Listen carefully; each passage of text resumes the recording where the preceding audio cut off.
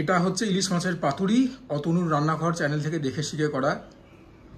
কাতলা মাছের Jhalda lost and recipes থেকে দেখে শিখে করা।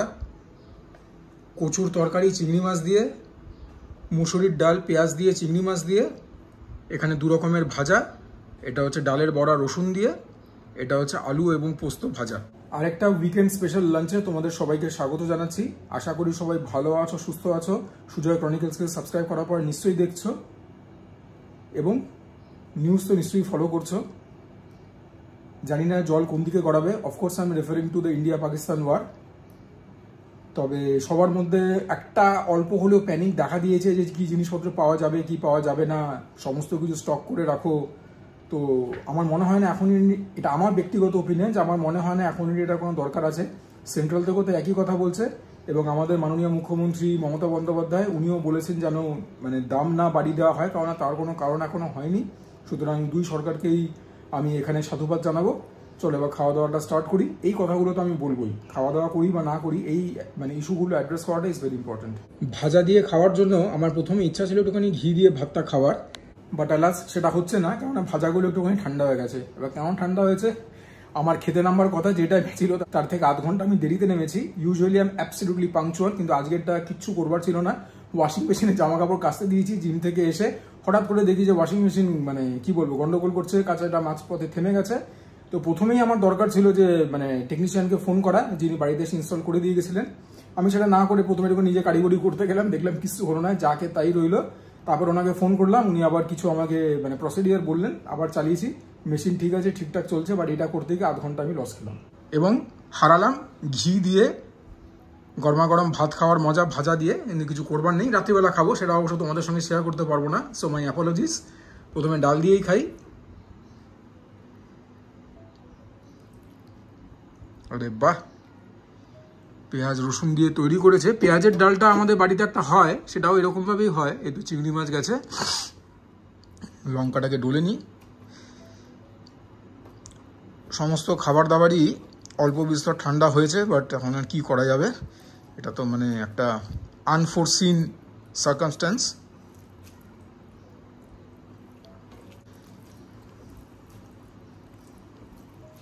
ডালটা বেশ ঘন হয়েছে, তবে ঘন হওয়া পাতলা হওয়াতে খুব একটা কিছু যায় আসে না, এটা আমি নোটিস করেছি। দেখি প্রথম বাইটটা নিয়ে ফেলি আর কথা না বাড়িয়ে। আমি কখনোই কিন্তু এইভাবে ডাল খাইনি, যেরকম বললাম পেঁয়াজের ডাল আগে খেয়েছি, তবে তার মধ্যে চিংড়ি মাছ গেলে পরে কীরকম স্বাদ হবে এই প্রথমবার টের পাবো। মুসুরি ডাল আমার এমনি খুব প্রিয়, তার মধ্যে যখন পেঁয়াজ রসুন যায় আরও ভালো লাগে। তবে চিংড়ি মাছ দেওয়াতে যে ফ্লেভারটা মারাত্মক এলিভেট হচ্ছে তা কিন্তু একদম না। সুতরাং যেরকম নর্মাল পেঁয়াজের ডাল হয় সেরকমই, যেটা কিনা আমার ব্যক্তিগতভাবে খুব পছন্দ। চিংড়ি মাছ দিয়ে একটা বাইট নিই, একটুখানি বড়া নিই, দেখি প্রথমে এমনি খেয়ে। বড়াগুলো অমৃত হয়েছে, ঠান্ডা হয়ে গেছে, কিন্তু এখনও কিন্তু ক্রিসপি ক্রাঞ্চি রয়েছে। আওয়াজ পাচ্ছ তো? নুনটা ইসাদ কম, রসুন ঠিকঠাক আছে, নুন কম বলে নিজেরই এখন হাসি হয়ে যায় আমার। বড়াটা ভালো। এই হচ্ছে আলু পোস্ত দিয়ে ভাজা, এটাও ঠান্ডা হয়ে গেছে, তবে এখনও কর্মরে রয়েছে আর কি। জানি না চালের গুঁড়ো দেওয়া হয়েছে কিনা। ডাল ভাতটা জমে গেছে।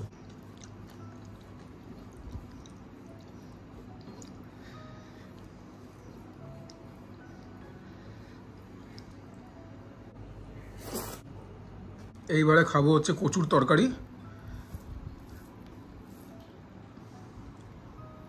সুন্দর দেখতে গিটি কচু। এই আগের দিন এই গিটি কচু সেদ্ধ খেয়েছিলাম, যেটা কিনা আমার একদমই ভালো লাগেনি। তখনই বলেছিলাম যে ওল কচু তো সেদ্ধ খেয়েছি, বেশ হয়, তবে গিটি কচুটা ঠিক খোলেনি। এটাও চিংড়ি মাছ দিয়ে হয়েছে।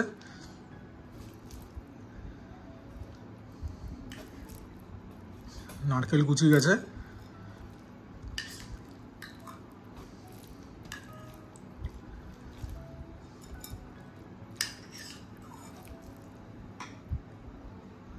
আজকে দেখা যাক চিংড়ি মাছ দেওয়াতে আলাদা করে কোনো স্বাদ বৃদ্ধি পায় কি পায় না। কচু রয়েছে, কচুকে আর কি দেখাবো। কচুকে নিয়ে যদি বেশি রিভিউ দিই তোমরা আমাকে কচু দেখিয়ে চলে যাবে। দেখি প্রথম বাইট নিয়ে। না, এরকম কচুর প্রিপারেশন আমি খাইনি। দ্য রিজন বিং আজকে এর মধ্যে পেঁয়াজ রসুন গেছে। স্বাদটা অন্য, ভালো লাগছে। তবে যে প্রিপারেশনটা পেঁয়াজ রসুন ছাড়া হয় সেটাও কিন্তু খেতে ভালো হয়। এটা আলু ছিল,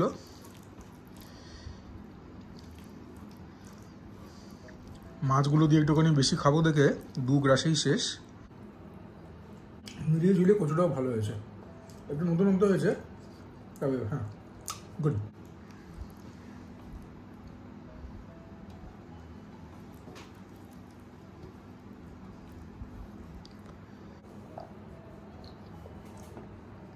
এইবারে খাবো হচ্ছে কাতলা মাছের ঝালদা। তোমাদেরকে মাছটা দেখাবো, বড় সড়ো পেটির টুকরো পাকা কাতলা। উপরের মশলাটা নেওয়াটা তো একদম আবশ্যক। রেসিপি নিয়ে বেশি কিছু বলবো না, because the recipe does not belong to me. দেখে নেবে লস্ট অ্যান্ড রেসিপি চ্যানেলে গিয়ে। আর এই হচ্ছে গ্রেভি, তেল একদম ভেসে ভেসে রয়েছে, সুতরাং অয়েলি প্রিপারেশন, রিচ প্রিপারেশন।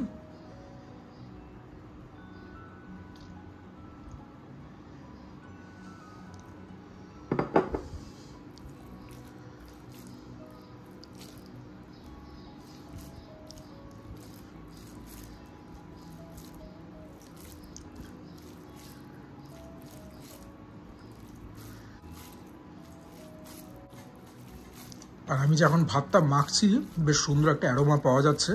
দেখি তো খেয়ে, আশা করি খেতেও খুবই ভালো হবে। মুখের মধ্যে অল্প অল্প পেঁয়াজ কুচি পড়ছে, কারণ পেঁয়াজ কুচি গেছে। সর্ষের থেকে একটা খুব হালকা ঝাঁজ আছে, একটু ঝাল ঝালও আছে, গলা পেছনে হিট করছে। এরকম অদ্ভুত প্রিপারেশন আমি কখনো খাইনি। এইটা অনেকদিন বাদে একটা কথা বলতে বাধ্য হচ্ছে, এটা একদম মাঠের বাইরে ছক্কা। প্লিজ তোমরা রেসিপিটা ট্রাই আউট করবে। This is so innovative, this is so out of the box recipe. এটাকে নিয়ে তো যা প্রশংসা করবো তত কম হবে। টেস্ট আমি কী করে বর্ণনা করবো, এরকম খাবার তো আগে খাইনি। মানে 2-3 রকম ফ্লেভার একসঙ্গে কাজ করছে, এবং প্রত্যেকটা ফ্লেভার কিন্তু পারফেক্ট থাকবে না, কোনোটা মানে একে অপরকে ডমিনেট করছে না, বা মানে মানানসই নয় তা নয়। ঝাল ঠিকঠাক, নুন ঠিকঠাক, কি সুন্দর খেতে, এটা অদ্ভুত সুন্দর খেতে। এই যেরকম মানে এই চ্যানেলে আগের দিন বলেছিলাম যে তেল ঝালটা খুব ভালো, মানে টপ 3 বা টপ 5 এর মধ্যে থাকবে, এটাও থাকবে টপ 3 বা টপ 5 এর মধ্যে। যদি তুমি ইনোভেটিভনেস দেখো, টপ 3 এর মধ্যে ফর শিওর। প্লিজ এটা বানিয়ে খেও একবার, তারপর আমাকে কমেন্টে বলবে। এটা খুব ইউনিক খেতে, এরকম খাবার কখনো খাইনি আগে। তোমাদেরকে আমি আবারও সেই একই কথা বলবো যে আমি রেসিপি নিয়ে কিছু বলবো না, বিকজ মানে রেসিপিটা তো ঠিক আমাদের নয়। তবে please do check out the recipe. খেতে কীরকম সেটা তোমাদেরকে আমি অলরেডি বললাম, আরও বলবো যত খাবো। মাছটাও একবার দেখে নাও। তবে এই প্রিপারেশনটা নিয়ে মানে যত প্রশংসা করবো, মানে it is never going to B enough. তেলের পোর্শনটাকে সাইডে রাখি, মাছটাও একদম ঢকে পদে।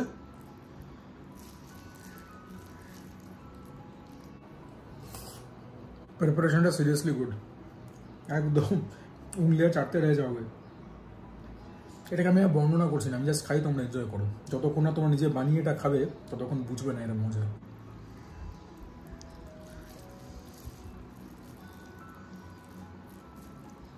দেখে তো বুঝতেই পারছো, মানে ভাতটাকে একটুখানি টাইট করে মাখতে হবে। নোবডি কেয়ারস যখন ব্যাপারটা এতটা ফ্লেভারফুল।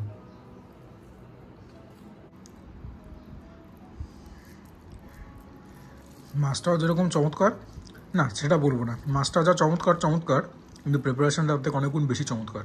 খুব মানে কমফোর্টেবলি বলতে পারি, এই যা প্রিপারেশন, এক থালা ভাত শুধু এটা দিয়ে খাওয়া যেতে পারে।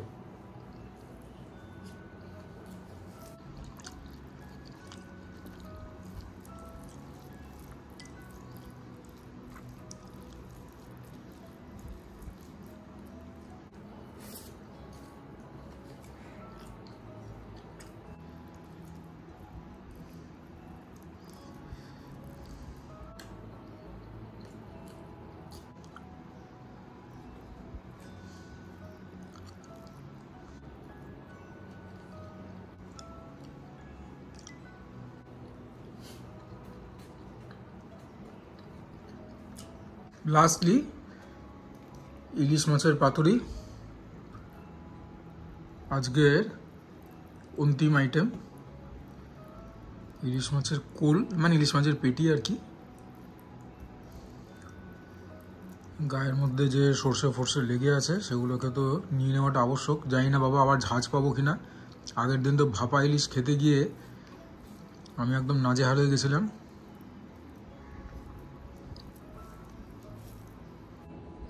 এই যে লঙ্কা বাবাজি এখানে মাছের ভেতরে ঢুকে গেছে।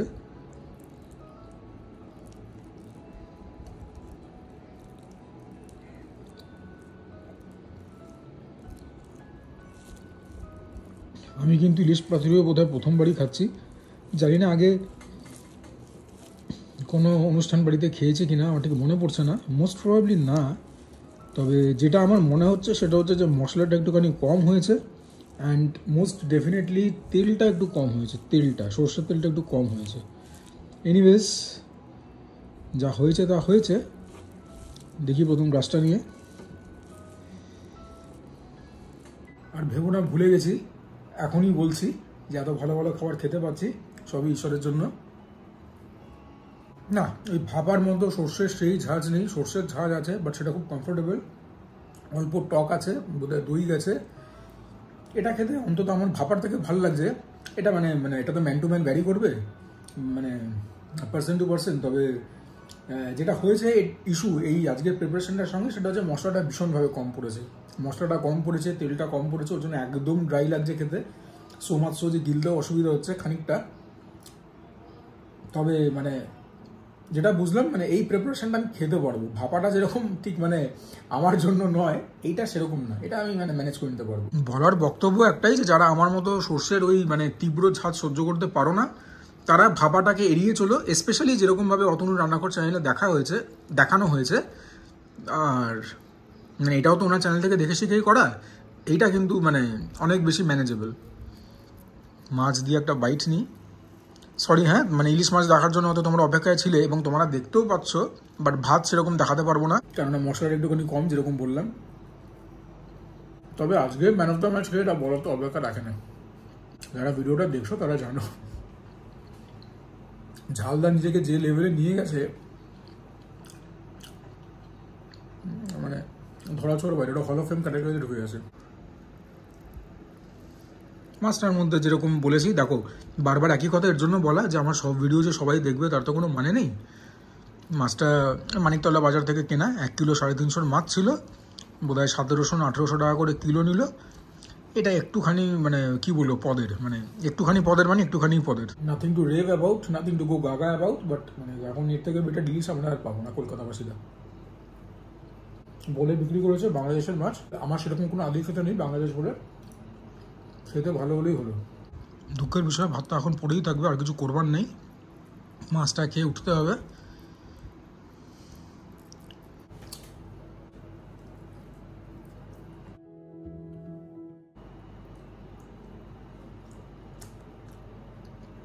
চলো উপরে চলো। আজকে ভিডিওটাকে তাহলে এখানে এন্ড করছি। Please consider liking the video, চ্যানেলটাকে প্লিজ সাবস্ক্রাইব করো। If you guys are not subscribed yet, you guys are doing a massive disservice. Please share my content with your friends and family. Comment করবে, তোমাদের comment থেকে অনেক motivation, inspiration এবং information পাই। And for now this is Bishujoy signing of.